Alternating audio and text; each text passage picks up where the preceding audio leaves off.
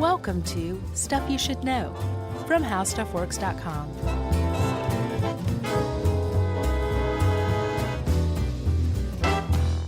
Hey, and welcome to the podcast. I'm Josh Clark, and there's Charles W. Chuck Bryant, and there's Jerry Rowland, and this is Stuff You Should Know.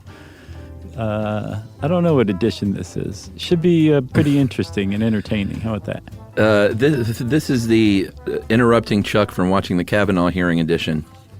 Yeah, really, man. Talk about historic, huh?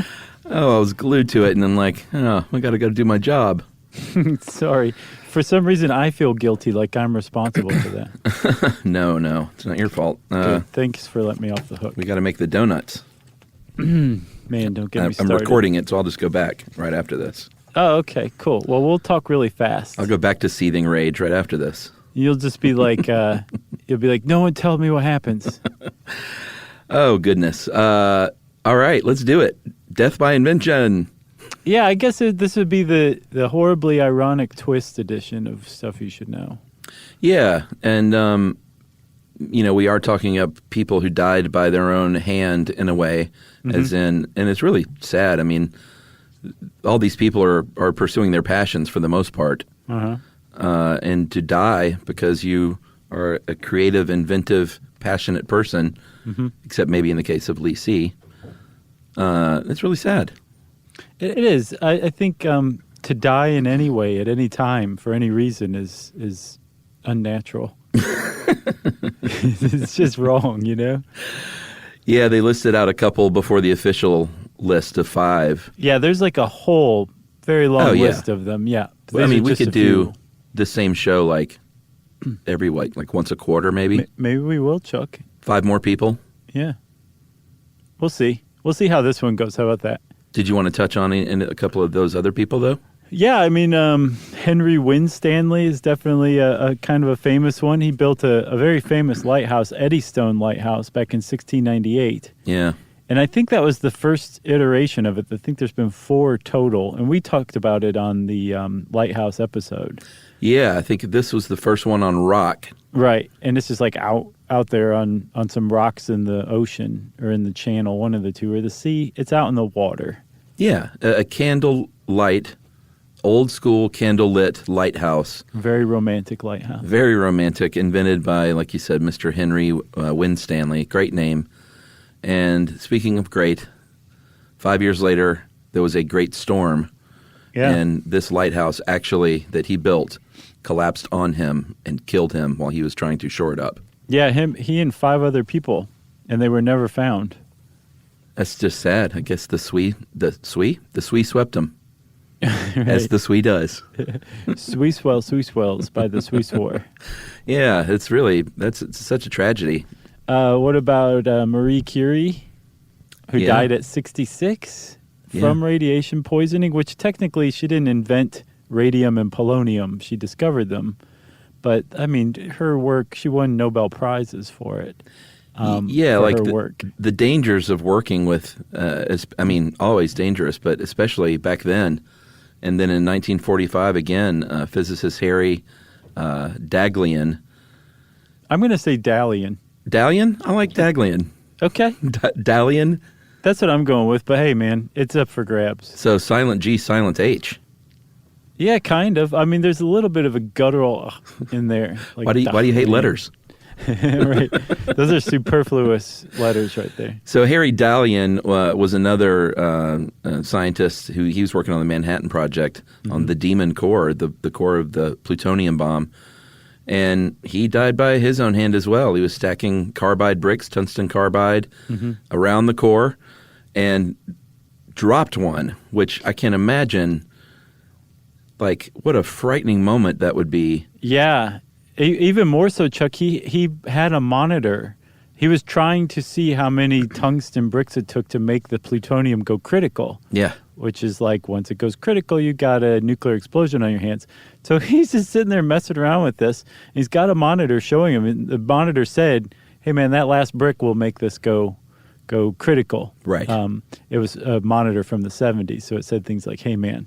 Yeah. And so he knew, like, I got to get that brick away. And he went to go, like, pull it back away from the stack, But in going to pull it away, he accidentally knocked it onto the core. Yeah. So he had to go into the stack after it to get it away from the core to make sure that the thing didn't blow up. And he did, but he supposedly suffered tremendously from radiation poisoning. Yeah, I mean, he died within a month. So that's pretty tragic. And, it sounds like he was a hero, because if that thing would have exploded, many, many, many lives lost. Yeah, he's definitely honored as a hero. He also was not one to follow the rules, apparently, because he was in the lab by himself, which was against protocol. I think he went back to work after dinner and was sitting there working on a nuclear pile by himself that he was trying to see where the threshold was for getting it critical. Jeez. That's a little crazy.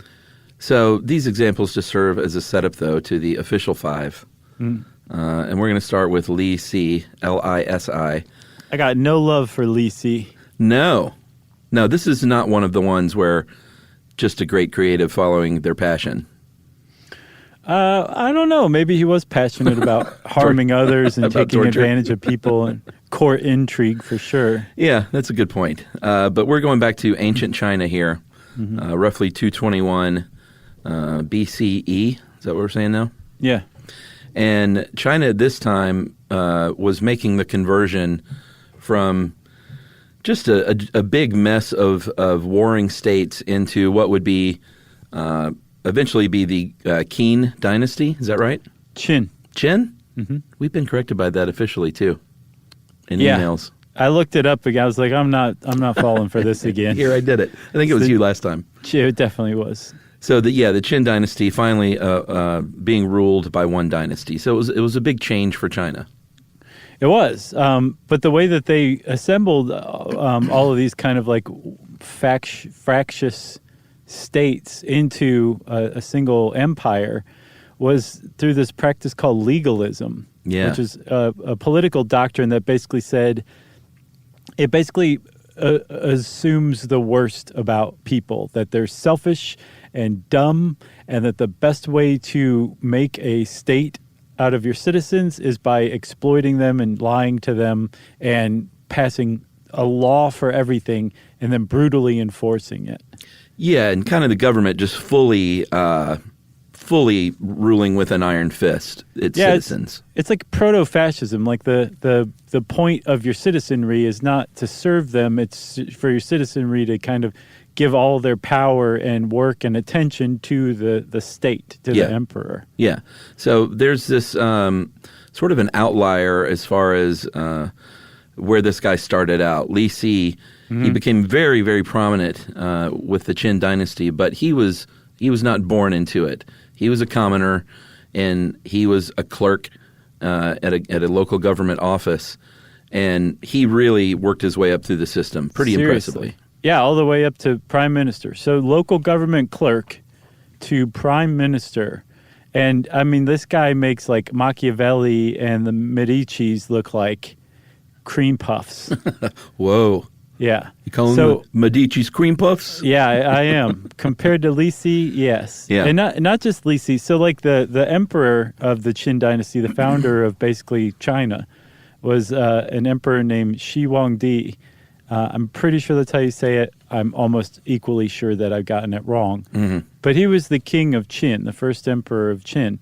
And he was pretty brutal, but he found good company with Li Si in his brutality and the way that he saw citizens and people. And then also the king's eunuch, who was basically tied for second place with Li Si.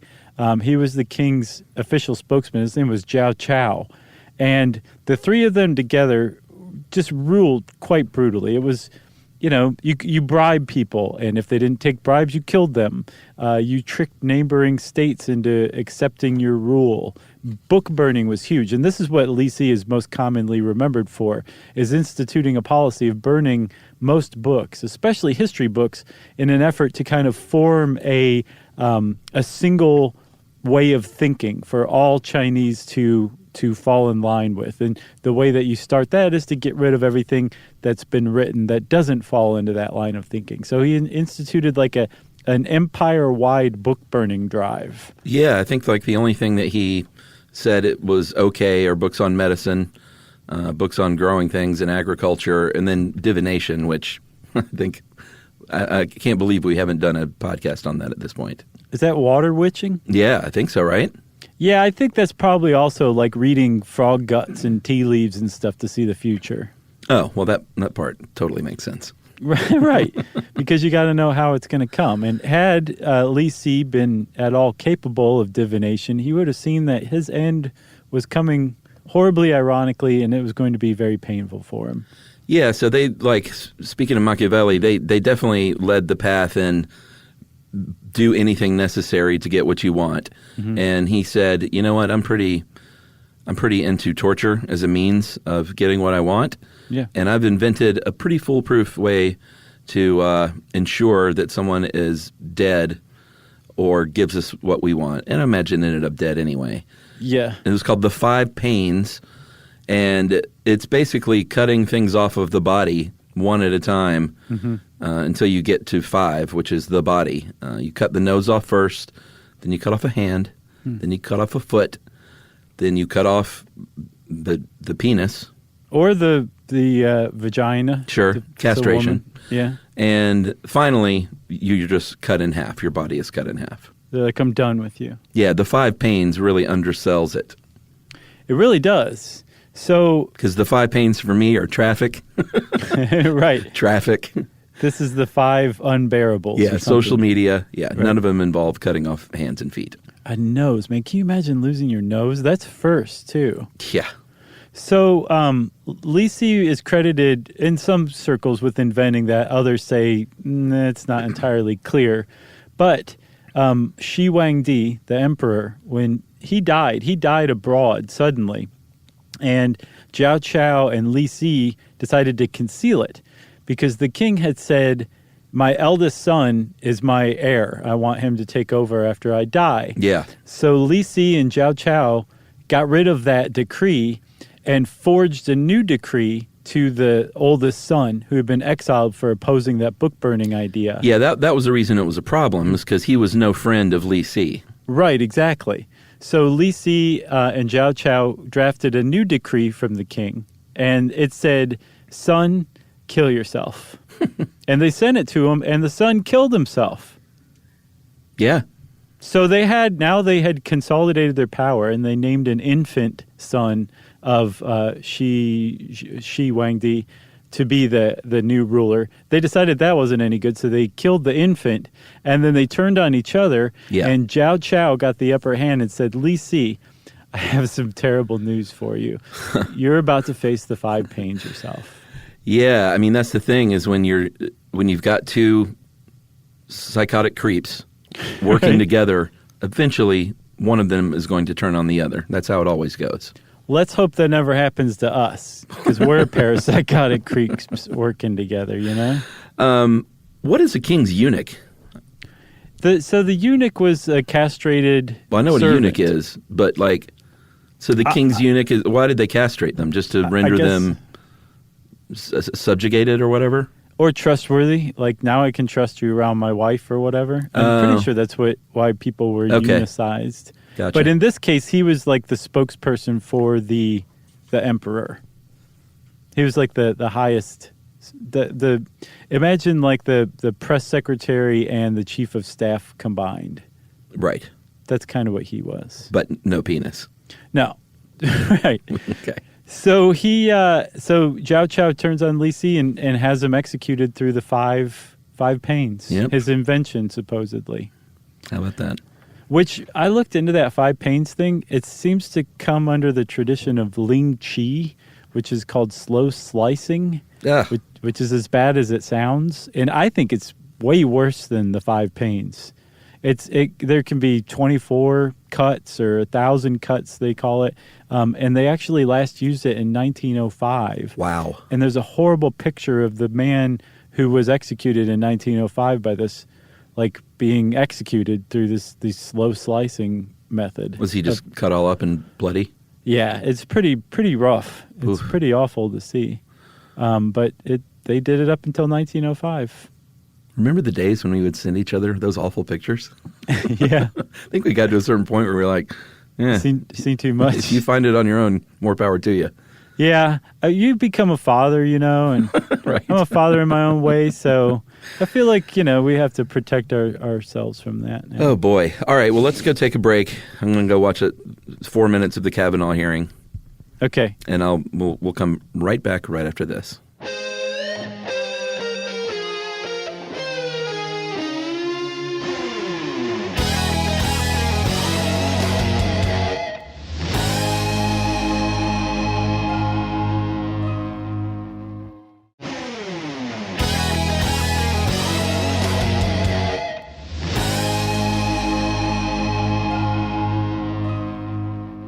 All right, we're back.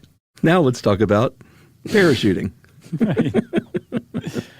Franz Reichelt. Yeah, I know a little bit about this one because I did something back when we were doing videos. I can't remember exactly what it was, but one of our half-hearted attempts at a video series. I think it was a blog post. Was it? Yeah. Those didn't work either. It was like in that same series of the baby cage that like hung out over a window. Yeah, that's right. Remember what a relief it was when we were finally told, hey, guys, why don't you just podcast? Because that's a job. That was nice. Wasn't that great? Yeah. You don't have to dance like a monkey on YouTube Yeah. or blog like it's 1997. People miss that stuff, though. It's crazy. I know, but we enjoy this. Yeah. Oh, I love podcasting, Chuck. All right, so it's the late 1700s. We're in France, and there's a series of men that are intent on jumping off of things and testing out this new thing called a parachute. Yeah. And so in the 1470s, Da Vinci is credited with designing the first parachute just on paper. I've seen pictures. And apparently somebody built it, and they're like, yep, it works. Of course, it's Da Vinci.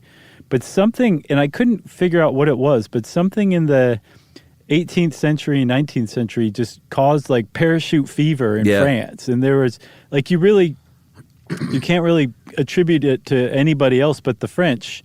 The development or the early development of the parachute. There was just a bunch of Frenchmen working on the parachute at about the same time. And maybe it was the advent of hot air balloons, which was another huge thing in France. Sure. And they were like, well, I'm up here, and how am I going to get down there if my balloon starts to crash? So it's possible that was it. But there were a lot of French guys jumping off of like buildings in the late 18th and early 19th century trying out parachutes. Yes, I mean, over a 10 or 15 year period, there was a guy named Joseph Montgolfier. Great name. That means Golf Mountain. Oh, nice. I don't know that's true. Louis Sebastien Lenormand. It's okay. I just dropped the last couple of letters on anything French. Isn't that how they do it? Yep. And then a third guy named Bourget. He's like Cher. Right. All of them were kind of making parachutes. There was another one too, Jean-Pierre Blanchard, who actually realized that silk is pretty good for getting out of a hot air balloon as a parachute. He had to ditch once back in 1793. So there were a bunch of them. And Lenormand is the guy who actually coined the term parachute, which para in the Greek means against and shoot in French means fall. So it's against falling, the parachute is. Yeah, in a way. So the parachute was invented by a number of people, but there was one specific parachute, kind of like a wingsuit, but it differed from a wingsuit in that it didn't work at all. Yeah. And it was invented specifically by a guy named Franz Reichelt. And I would love to hear you say his name properly. Franz Reichelt. That's pretty good. Yeah. That's an interesting case, too, because this was a full, like close to 100 years after people were successfully using parachutes. Yeah. So it wasn't like he was like, oh, man, these things have not worked yet, and I really need to figure out a better way. So I think Franz was, I don't think he had a death wish, but I think he was shooting for the stars. He was an eccentric, is what I've gathered. Yeah, he was an eccentric. He was a very talented tailor, but this article points out, I think quite astutely, as part of being an inventor is knowing where to draw inspiration from among other inventions and inventors. Right. And this guy apparently just went through to first principles, like Elon Musk does, where it's like, I can buy batteries on the market for this. Let me instead figure out what you need to make a battery, and I'll go buy those parts and make it for way cheaper. Franz Reichelt seemed to have the same impression about his flying suit. He just kind of made it up, not based on anything else. He just did it himself. And he was quite proud of it. And he took it to the Aero Club of France and said, check this out. And they said, do not use that ever. Yeah. That thing is not going to do anything. And he said, nuts to you. And he started doing trials from his 5th floor apartment window with a dummy. And it didn't work, but he wasn't dissuaded by any of that. Yeah, the only thing I can figure out is that, because again, I don't think he had a death wish. I think he must have thought, the only thing I can figure is he must have thought a dummy, like it needs to be a real rigid human that can move their body. Yeah. And a dummy is just not going to cut it. So I need to try this thing out because I think it's going to work. It was a time in 1912 when apparently you could go to the Eiffel Tower and just tell the cops, hey, I'm going to throw a dummy off of the Eiffel Tower to try out my flying suit. And they said, go ahead. So he went up there, but I don't think he changed his mind. I think by all accounts, he intended fully to do this himself the whole time. Right. And the suit, like you have been hinting at, it didn't do anything. It didn't. And actually, I should have sent you this one too. British Pathé or Pathé. Mm-hmm. I'm not quite sure what the old newsreel service. They were there and filmed it. And there is a haunting video of him. There is. Close up. Like it's not far away, but close up, like on the ledge of the first platform of the Eiffel Tower. Yeah. 190 feet or almost 58 meters high. Just like waiting. And then he jumps. And he just goes straight down like a sack of potatoes and dies immediately. Yeah, 190 feet. Very, very tragic. Yeah, and on the film, you see the police measuring the depth of the impression he made in the ground when he fell, when he hit the ground. It's really sad to see. You're like, don't do it, don't do it. Yeah. And but you know, obviously, that he's going to do it, and he died. Well, it was a time, too, where people were trying to figure all this stuff out. So they're all kind of crazy. I mean, I know we haven't done one on the Wright brothers yet, but I mean, you've seen all the crazy flying machines that people were trying to come up with. Right. It was a time of the spirit of adventure was in the air, and everyone there was probably like, man, check out this guy. He's going to fly off the Eiffel Tower. Yeah. I mean, they thought that, or they all had a lot of bloodlust and were coming out to see this guy die. You know, I don't think he had a death wish either, Chuck, and he actually applied for a permit. That's sweet. So, I mean, why would you apply for a permit if you had a pretty good idea you were going to die? I think he thought very much that it was going to work and he was going to live. And he didn't want to get in trouble, so he applied for a permit first. That's a good point. How about moving on? Yes, number 3, Max Valier. How would you say it? Valier. Valier? I don't like extra letters. Man, I need to take French. Sure. Although this guy wasn't even French, was he? No, he was born, get this, he was born in Austria-Hungary in the town of Bozen, but Austria-Hungary broke up. It was very sad.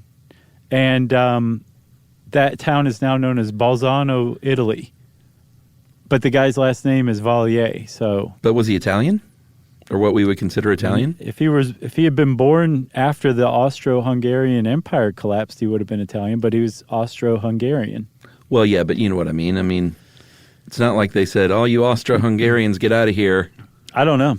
I really don't know. I would guess because it was an empire, there was probably a lot of movement around the empire, so who knows what his ethnicity or pedigree was in his family.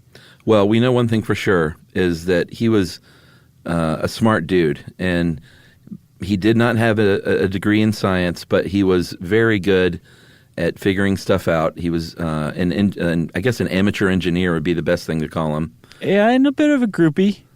Sure. But like a groupie who put his actions where his mouth was. Yeah, so he reads a book by a German engineer named Hermann Oberth, and it was called The Rocket into Interplanetary Space. which is just wonderful in the early 20th century when books like this would be written. Yeah, this is I think credited with helping inspire the idea that like we actually could do this. Yeah. Yeah. So this guy gets inspired by this book on an amateur level. He develops a 4-stage program and starts to get to work on what would be with a car company, Opel, at his side, like in partnership, on a rocket-powered car, not a space rocket, but a car. Right. And he built these things, and they actually worked. Yeah, and Opel was involved in this to like a Red Bull degree. They were like, look at this crazy stuff. Check this out. We're making a rocket car. Yeah. But Valier was like, no, this is the future. Rockets are going to power everything. And he actually, I think some of the first tests were pretty putsy. Like one of them went 125 meters in 35 seconds. Not super fast. I mean, like a football field in a quarter in 35 seconds is not fast. But later on, he got some of these rocket cars up to 145 miles an hour. Yeah, that's impressive. And then he got a rocket sled up to 250 miles an hour. Yeah, this is in the 1920s. Yeah, so like these rockets are working. He's making them work. But then there was a phase 3 and 4 of his 4-point plan, and it went from static engines, just the rocket engine tests themselves, to rocket cars and rocket sleds, and then to rocket-powered aircraft, and then space rockets. Yeah, and to his credit, like it's not like things were going really poorly and he was just pressing on anyway. Like you said, he got one of them up to 250 miles an hour. Mm-hmm. So it would make sense to go to a stage 3, the rocket-assisted aircraft. And then, very tragically, May 17th, 1930, he died working on phase 3. He's working on a liquid oxygen, gasoline-fueled rocket motor. Mm-hmm. This thing explodes. A piece of shrapnel severs his aorta, and he's dead, like, immediately. Yeah. Yeah, everything I saw was that he just dropped dead, so it must have been a heck of a severed aorta. I mean, right through his heart, I guess, then, huh? I guess so. Jeez, man. Yeah, an explosion that shoots a piece of shrapnel that severs your aorta, you're not going to last very long after that. And he was only 35 years old at the time, too. He had a pretty bright future in all of this. A self-taught rocket guy. Yeah. It's pretty impressive. It is. But his this article's hilarious. It talks about how his legacy continued. Yeah. So he helped found an organization called, you want to take that one? Sure. I love that I take German and you take French. And both of us should have taken Spanish. And neither one of us can do Chinese. That's right. I'm going to say Verein für Raumschifffahrt. Not bad, Chuck. That's what I would have said, too. It means the Society for Space Travel. Because, again, at the time, this is like smart people are saying, like, we can actually do this. Let's figure out how to do it. And some very famous people were members of this space society. And some of the members actually went on to work on the Saturn V project, including one member named Arthur Rudolph. And the thing that cracks me up about this article is Arthur Rudolph was a Nazi war criminal. Yeah, they didn't mention it at all. Right, who was basically plucked out of Nazi Germany at the end of the war from the V2 rocket program, which just devastated Britain and other parts of Europe, and put to work on the Apollo space mission. And then after that, they said, okay, you have to go now. You're being accused of working people to death in your V2 factory. But he carried on Max Valier's legacy. Yeah, in a way, I guess so. Yeah. Yep. Yeah. Have you seen the trailer for the Neil Armstrong movie? No, I haven't. All I hear is Oscar buzz. It looks good. Oh, I'm sure, man. That Ryan Gosling, man, he's pretty good. He's great. You want to take a break? Yeah, let's do it. Okay.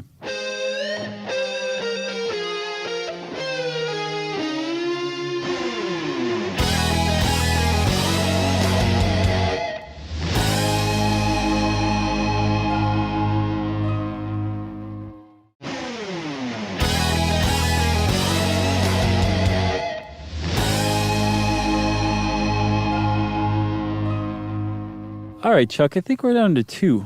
And this is weird because normally we do top 10s, but we only do 7 or 8 of them. Mm-hmm. This is a top 5, and by God, we're doing all 5. That's right. With a couple added on. Yeah, this one, William Bullock, Old Bill Bullock in 1832. There was the printing and the printing press, the history of the printing press. In fact, we should do one on that too at some point. You bet. Really fascinating. And many, many people contributed to the printing press gaining traction and gaining in speed, and just getting more efficient and being able to pump out more and more what you would call sheets per hour, paper sheets per hour. Right. And by 1832, they're up to about 400 sheets per hour. That's good. Not bad at all. It was a flat press. You had the typeset on like a flat board that came down, and you'd take the paper off or flip it over and then print another one. They could do like 400 sheets per hour like that. And then this guy named Richard Hoe came up with, he replaced that flat thing with the typesetting with a cylinder with typesetting. So it just spun, and you just moved that paper on and off as fast as you could, and all of a sudden you could do like 1,000 to 4,000 pages an hour. So that was a huge leap, right? And by, I think, 1832 is when Richard Hoe's invention came along. Yeah, so flash forward another 33 years, and William Bullock comes along. Again, a great period of invention in the world and in the United States. And he created the Bullock press, which was, I think this is sort of the one we're more used to seeing now, which is a rotary press which had not sheets of paper, but one big, huge roll of paper. Some of these were up to 5 miles long, where you're just continually cranking these things through, and all of a sudden you could get 12,000 sheets per hour.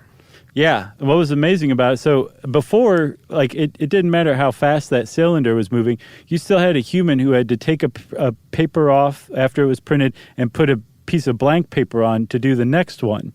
With this, it was just fully automated. You had a cylinder on top doing the front, and you had a cylinder on bottom doing the back side of the paper. So you could print two-sided, 12,000 sheets per hour. And today, from what I saw, those rotary presses that Bullock invented move paper through it like 20 miles an hour and can do I think 64,128 page booklets in an hour. Now they're that fast, which is, I'm impressed. It's come a long way, but Bill Bullock, like you said, kicked the whole thing off with his web rotary printing press. And I mean, think about it. Think about making an improvement to a machine where it was 4,000 pages an hour. Now it's 12,000 thanks to you. You'd feel pretty good about yourself. Plus, he was a newspaper editor too, so he was kind of doing this based on his own observations and how to make improvements in his own industry. And he was an orphan raised by his brother who was self-taught in mechanics just from reading books. Amazing. So I'm impressed with William Bullock, except for one of the last things he ever did in his life. Yeah, so because he was inventing this machine, he would work on it himself. He would adjust it and make repairs himself. And that was at the Philadelphia Public Ledger in 1867. One of his Bullock presses needed some work, so he went in there himself, was working on it, and exactly what you think happened. His leg gets caught in one of these rollers, and there was no pulling out at that point, and crushed his leg. That turned gangrenous, and he died a few days after that. Yeah, during an operation to amputate the leg. Yeah, I feel like he was close to making it. He was. Here's the thing, though. From what I saw, what got him was he was trying to kick a belt back onto a pulley. And if his leg got caught in there and sucked in, that means he was doing that while the machine was operating. Oh, yeah. That's exactly what happened. So, yeah, not that impressive. But he, that's a terrible way to go. Gangrene. Through complications of surgery from gangrene brought on to leg crushing, brought on by not just stopping to turn the machine off. Brought on by being a brilliant inventor. Great guy. Nothing makes me more relaxed and enthralled than watching a newspaper operation being printed. I've said it before. Have you? Because it doesn't ring a bell. Yeah, I think I said it when we were talking about the movie that last year was called The Paper. No, The Post. The Post. They're one of the hokiest shots I've ever seen in my life is in that movie. Ooh, what is it? Where the lawyers and the editors are all at I think they're at Tom Hanks's house, and they're arguing, and they like the camera's just moving around the room, just taking in all this frenetic scene. And one of the shots is Bob and David from Mr. Show, like pointing into the chests of the lawyers, like in rhythm. Yeah. And then the lawyers are backing up in rhythm, almost like it's like a Rodgers and Hammerstein musical that suddenly is breaking out. It's crazy. And I was like, who directed this? And then I saw that Steven Spielberg directed this. And then I thought, I think his maybe B or C director maybe came up with that one. Oh, like his second unit was shooting that day? I'm hoping. I just love that he cast Mr. Show. How great was that? It was pretty great. Did not expect to see that in that movie. Have you seen The Paper, the Michael Keaton? Yeah, that's what I was thinking of. That is a world-class one. That was a Ron Howard movie. Yeah, those guys know how to make movies for the most part. Yeah, they do. Unless it's a Star Wars movie. Did they make one? Yeah, Ron Howard made the Han Solo movie. I didn't know that. Did you see it? No. I didn't care for it. The one I saw that I liked was Rogue One. Rogue One. That was great. Yeah, I love that. Had nothing to do with anything, right? It was just its own thing. Sure. I mean, I thought it was great. Yeah. I wouldn't say it had nothing to do with anything, but it wasn't like part of the. I don't even know what Star Wars fans call that. The canon. Yeah, we're just going to get slaughtered for this. So that's fine. I've been slaughtered for less. So let's move on then. How do you pronounce that guy's name? Dacre? Michael Dacre? That's what I'm going with. All right. You're keeping all the letters. I looked it up and I couldn't find any news coverage of it. That's usually how you can find somebody's name. Yeah, and this is surprising because this was very recently. Mm-hmm. And we're going back to rockets again with this one. Yep. And this is a really interesting idea for an invention if you look at these things. I assume you checked out the pictures? Oh, yeah. Of the jet pod.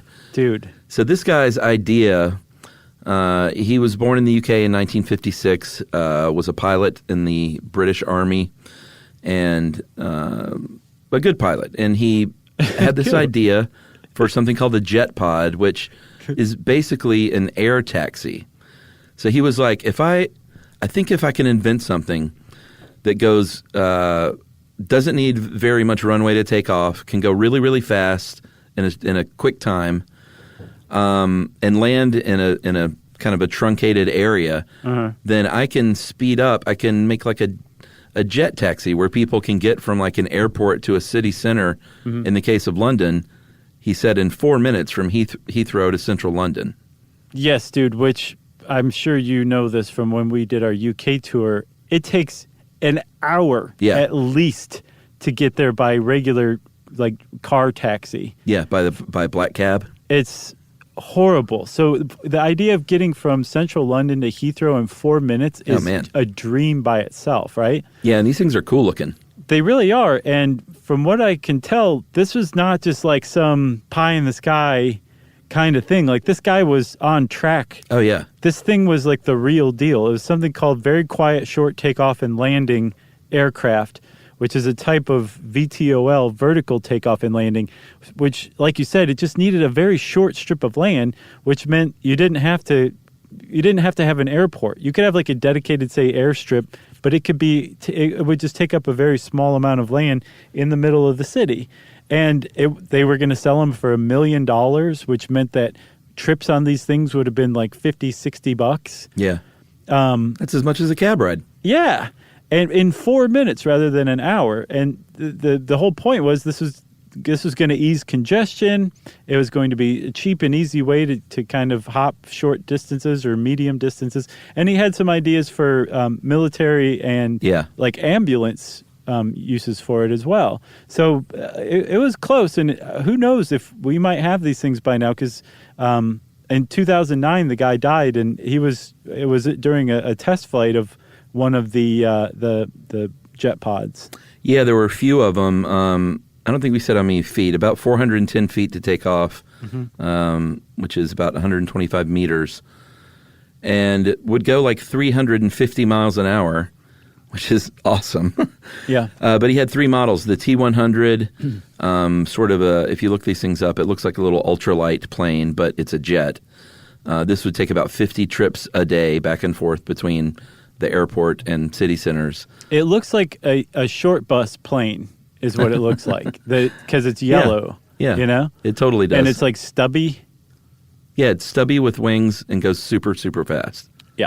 Then he had the M300, which was bigger. This is the one that he thought could take the place of like military helicopters. Right. Or not take the place of, but, assist with removing injured soldiers from the battlefield. And then the E400 was like a flying ambulance. Yeah, so these things, like you said, they were speeding along. Again, not pie in the sky. This was a real thing that was happening. Mm-hmm. And then on August 16th, 2009, not very long ago, he took one of the 8-seater models, a prototype, in Malaysia for a test flight. I also saw it was in Taiwan. Oh, really? Yeah, I couldn't tell where it actually happened. Interesting. So and this is where it gets a little frustrating, because he could not get airborne on 3 attempts. And that, to me, is when you're like, all right, let's just ground it for the day and figure this out. But he tried it a 4th time. The aircraft went straight up into the air vertically and then right back down and killed him. Yeah, it shot up 500 to 700 feet and then yawned left and crashed, and that was that. And that was that.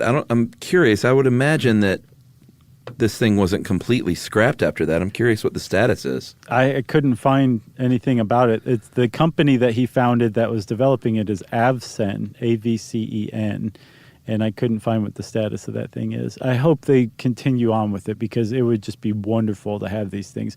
Because another thing, I mean, these were jets, but they had some sort of technology that cut the jet noise in half by 50%. Yeah. So it's not like we would just hear jets in our city skies constantly. It would be much fast, quieter. Yeah. Relatively inexpensive. Mm-hmm. Yeah, but you need to solve that straight up and straight down thing. Well, R.I.P. Michael Dacre and R.I.P. all those inventors, except Lee C. I'm not really interested in wishing him well, who died by their own invention. Hats off to you for your spirit of curiosity and ingenuity. Agreed. If you want to know more about inventors who died by their own inventions, go onto the internet. There's all sorts of stuff about that. And in the meantime, it's time for listener mail. I'm going to call this, I love it when we get answers to questions that we ask, because this is from Scott Miller, and we asked about how they test for color blindness in animals, and he knows because he does that. Guys, just finished that episode, and Chuck's question about how they test. I was very excited because this comes from my own area of study in behavior analysis. It's actually a very simple and clever experiment. Experimenters will teach an animal to respond to a color, often by pressing a lever or button, or performing some action that is easy for them, and in doing so, the animal earns a treat. But the animals only get treats if they press the lever when certain colors are presented to them. So, in this way, if an animal does not respond differently between 2 colors, e.g. green and red for dogs, then that would indicate that they are deficient in detecting those colors. The same is true for birds, rodents, cats, and anything else they have tried this with. Congratulations on being one of the greatest podcasts ever. Love, Scott Miller. Thanks, Scott. Jeez, that How was sweet really is nice. that? Yeah, that was very sweet. And thanks for explaining it. It makes total sense. The poor animals, they're like, I can't tell between red and green, so they don't give me mouse heads anymore. Can I get another mouse head? If you want to get in touch with us like Scott did, we would love to hear from you. You can hang out with us at our home on the web, stuffyoushouldknow.com. You can also find links to our social media accounts where you can sometimes find us lurking around. Or you can send a plain old-fashioned email to stuffpodcast@howstuffworks.com.